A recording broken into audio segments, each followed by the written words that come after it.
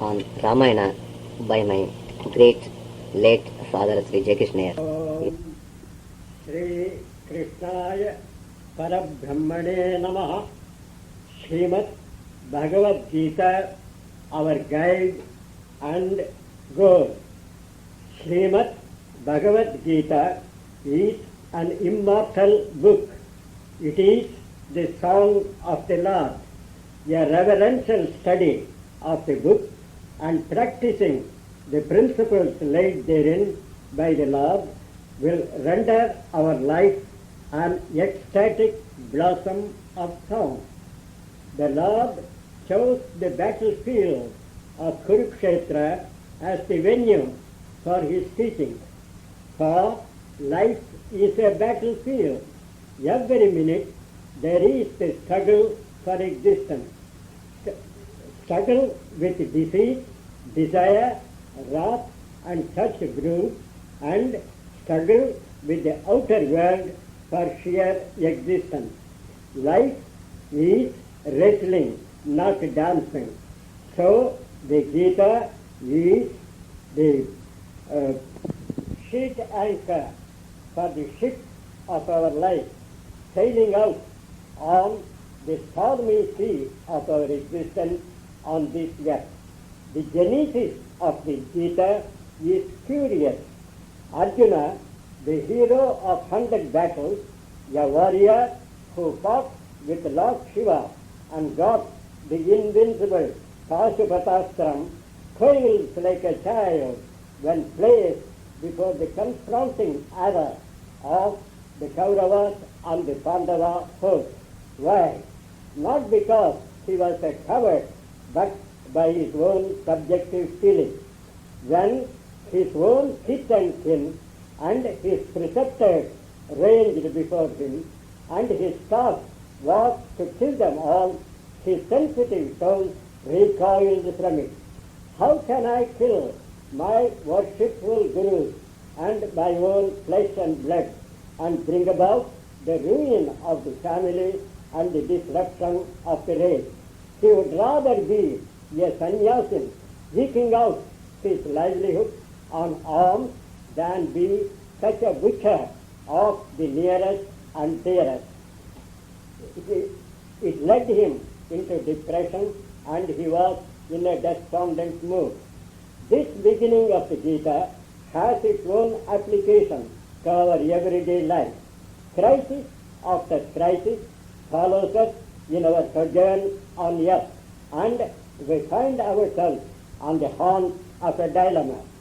It is in such moments of crisis of self-confidence that the Gita comes up as a healing balm to a wounded soul, consoling and cheering us with hope where there was despair.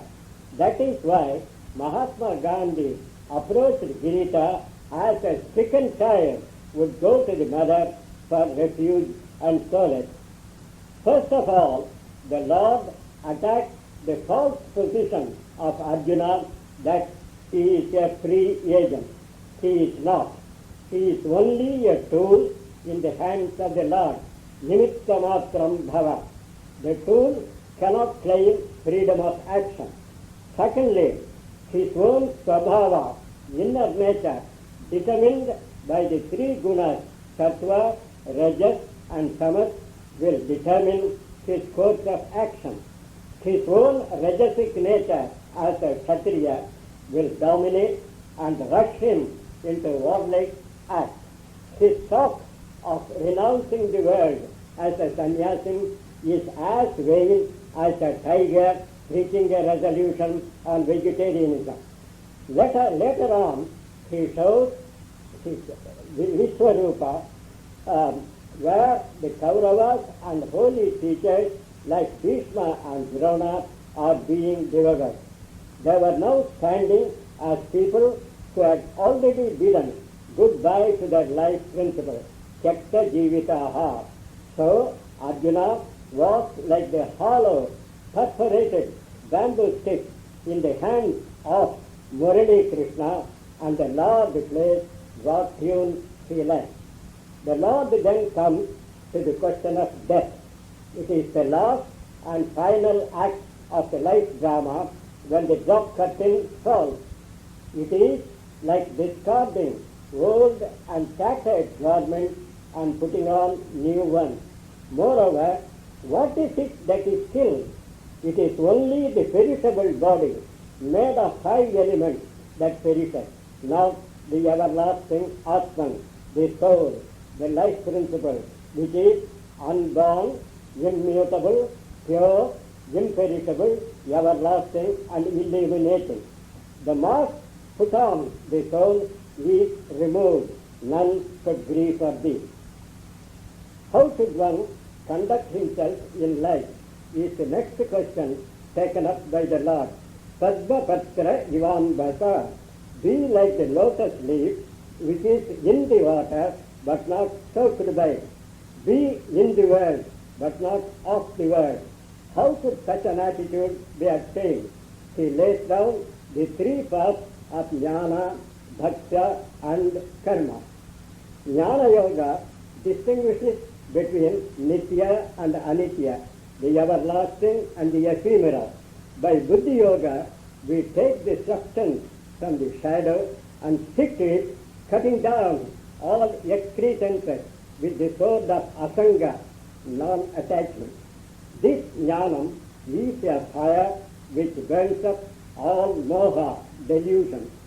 The Bhakti Yoga enjoys complete self-surrender.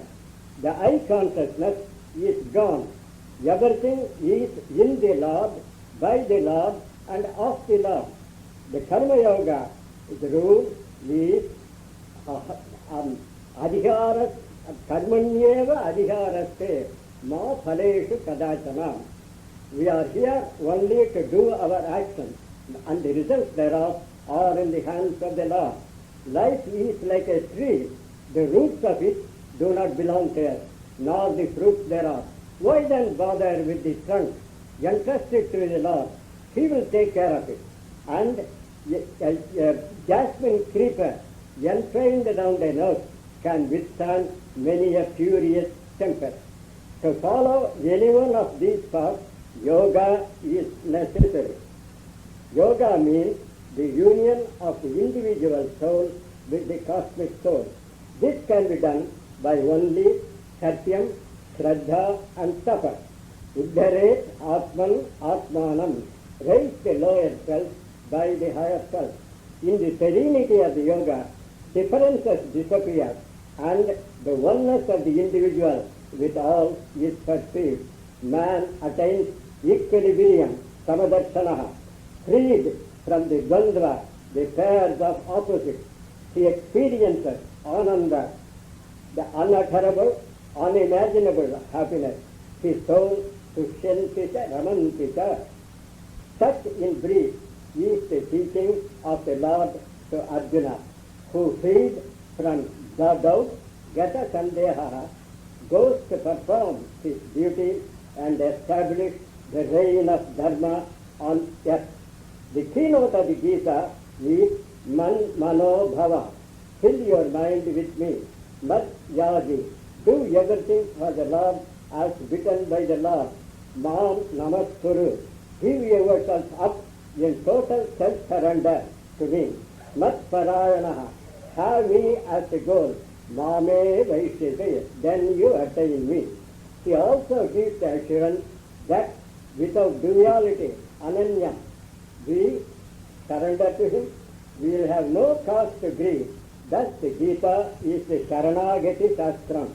He who feels himself as an instrument of the Lord in achieving the establishment of peace on earth and goodwill among men will not only be obtained supreme peace of the soul, but will also contribute to the cosmic peace. Yatra Yogeshwara Krishna, Tatra Partho Dhanudhara, Tatra Shir Vijayo Dhutit, Dhruva Netir Natir Mama. Where there is the Lord Krishna, there is peace, plenty and prosperity. Loka Samastha Sukhino Bhavantu. On Ramayana by my great late father Sri J. Krishna. Om Sri Krishnaya Parabrahmane Namaha. Srimad Bhagavad Gita, our guide and goal. Srimad Bhagavad Gita is an immortal book. It is the song of the Lord. A reverential study of the book and practicing the principles laid therein by the Lord will render our life an ecstatic blossom of song.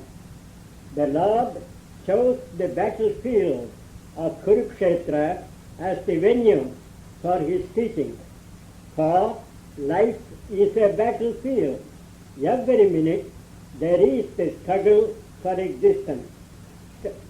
Struggle with defeat, desire, wrath and such brews, and struggle with the outer world for sheer existence. Life is wrestling, not dancing. So the Gita is the sheet anchor for the ship of our life, sailing out on the stormy sea of our existence on this earth. The genesis of the Gita is curious. Arjuna, the hero of 100 battles, a warrior who fought with Lord Shiva and got the invincible Pashupatastram, quails like a child when placed before the confronting arrow of the Kauravas and the Pandava host. Why? Not because he was a coward, but by his own subjective feeling. When his own kith and kin and his preceptors ranged before him, and his task was to kill them all, his sensitive soul recoiled from it. How can I kill my worshipful gurus and my own flesh and blood, and bring about the ruin of the family and the disruption of the race? He would rather be a sannyasin, eking out his livelihood on alms, than be such a butcher of the nearest and dearest. It led him into depression, and he was in a despondent mood. This beginning of the Gita has its own application to our everyday life. Crisis after crisis follows us in our sojourn on earth, and we find ourselves on the horn of a dilemma.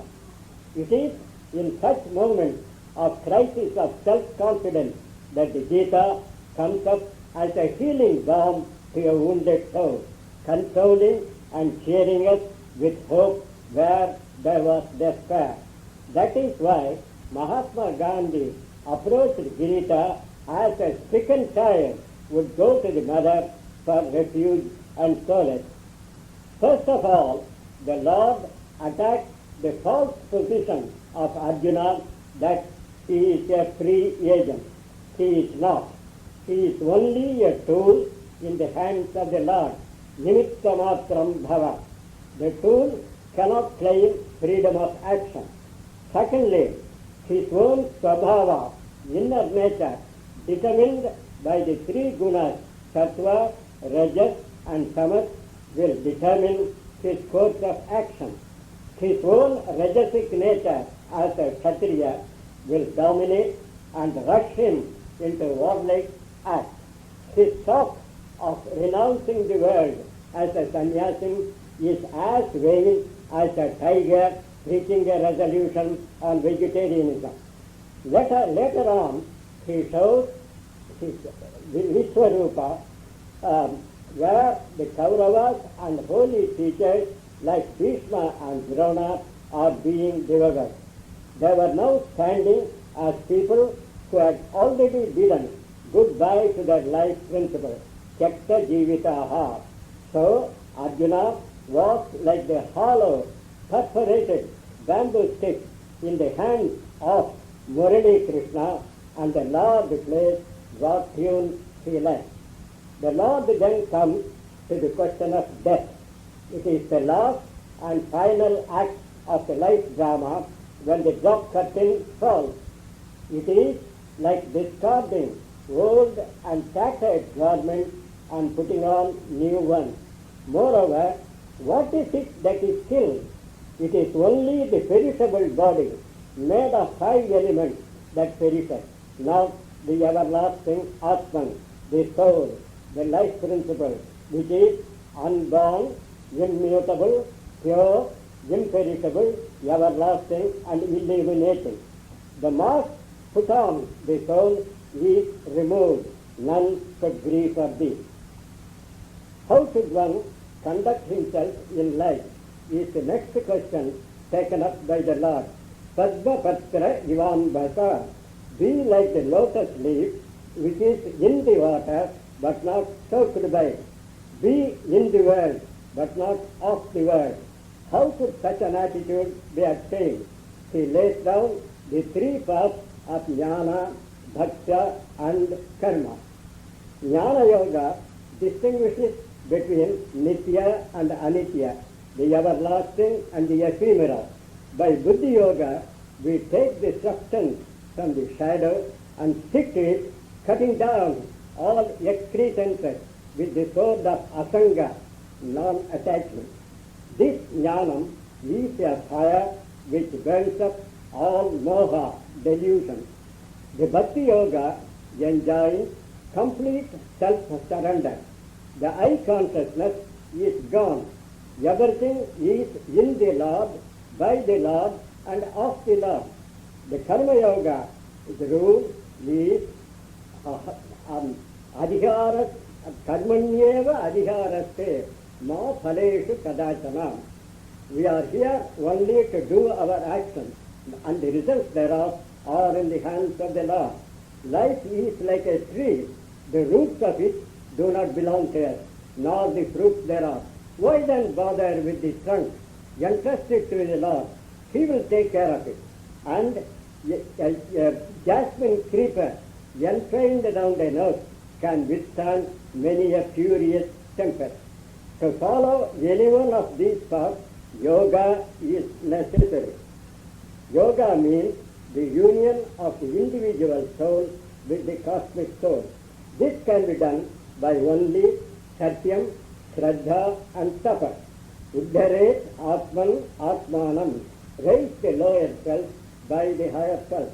In the serenity of the yoga, differences disappear and the oneness of the individual with all is perceived. Man attains equilibrium, samadarshanaha, freed from the dandva, the pairs of opposites. He experiences ananda, the unutterable, unimaginable happiness. His soul sushyantita ramantita. Such in brief is the teaching of the Lord to Arjuna, who freed from the doubt, gata sandeha, goes to perform his duty and establish the reign of Dharma on earth. The keynote of the Gita is Man Mano Bhava. Fill your mind with me. Mat Yaji. Do everything for the Lord as bidden by the Lord. Mam Namaskuru. Give yourself up in total self-surrender to me. Mat Parayanaha. Have me as the goal. Mame Vaishyate. Then you attain me. He also gives the assurance that without duality, Ananya, we surrender to him, we will have no cause to grieve. Thus the Gita is the Sharanagati Shastram.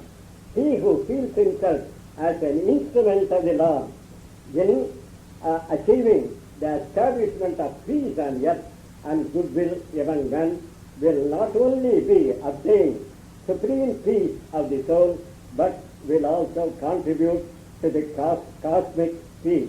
Yatra Yogeshwara Krishna Tatra Partho Dhanudharaha Tatra Srir Vijayo Dhutit Dhruva Nitir Natir Mama.